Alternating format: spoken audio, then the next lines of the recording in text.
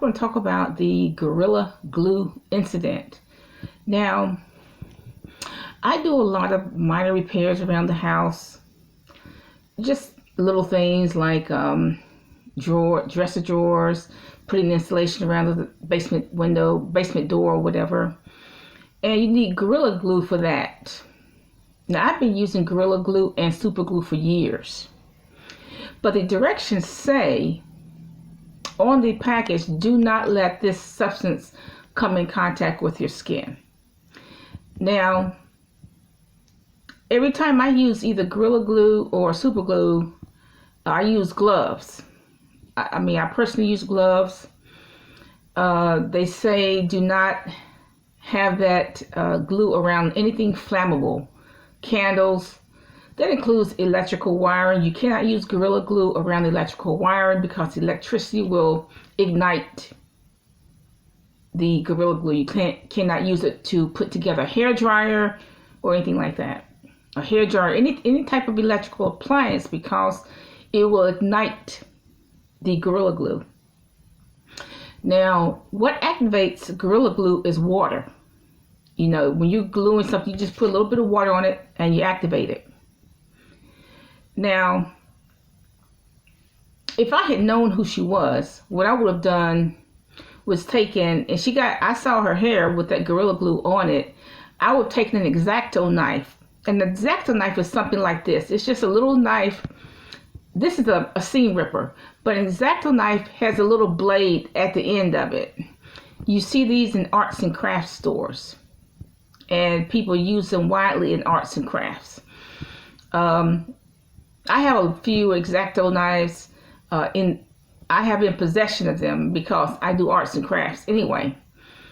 But like I said, you don't want to use Gorilla Glue because you don't want to breathe in the fumes either, because it tells you that on the package, do not breathe in these fumes. So if you do something with Gorilla Glue, you want to be outside or in a place that has a lot of ventilation. After you use it, you want to air it out, because it tells you on the package, do not breathe in the fumes, okay? Now, if I had known her, what I would have done was taken an X-Acto knife, because if she had that Gorilla Glue in her hair for about a month, that means about 1/8 of an inch of new growth has come in. So I would have used either this seam ripper or an X-Acto knife, and I would have just cut her hair near the 1/8 of an inch until I got it off, because she has about 1/8 of an inch new growth. If you look at the hair growth rates of people, she has about 1/8 of an inch, after about a month. And then the second month she would have had another 1/8 of an inch. So I would have told her to go to the hairdresser and just snip it again. And then by June or July, she would have had about 1/2 an inch. Told the hairdresser to snip it again until she would have gotten all that whole substance out of her hair.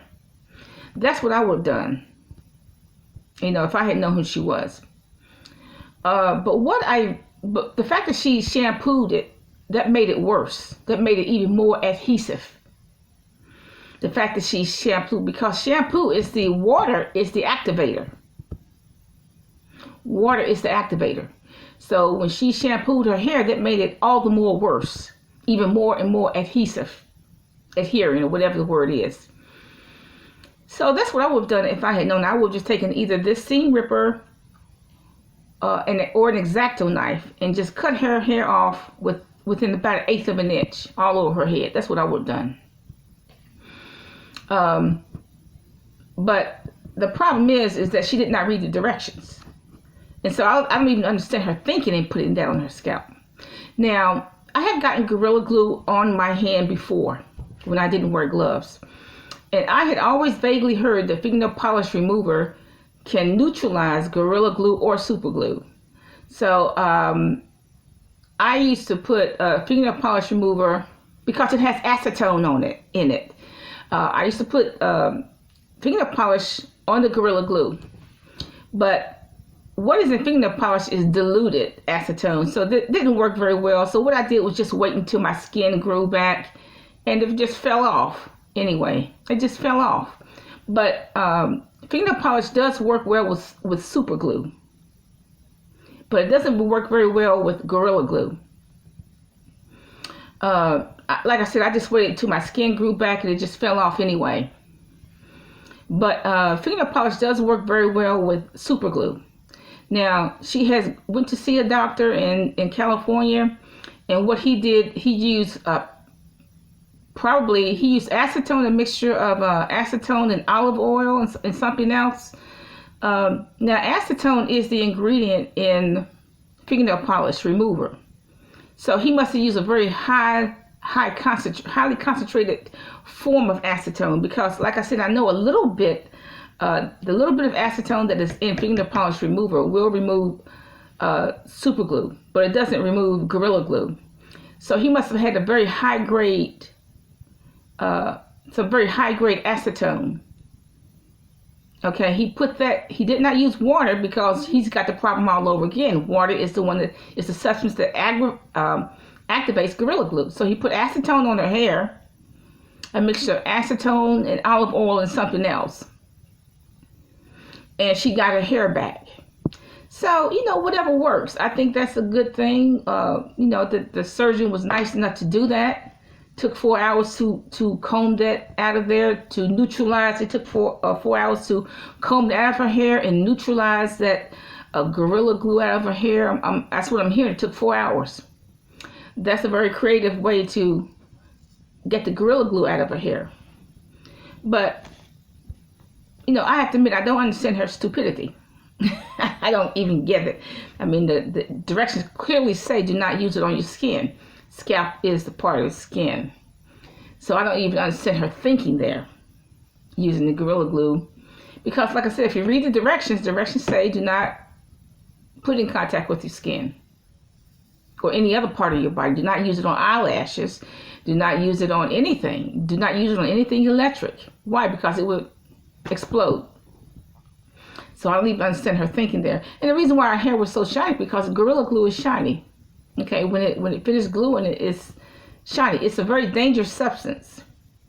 That's why you have to handle it with gloves. I always use gloves. I like plenty of ventilation.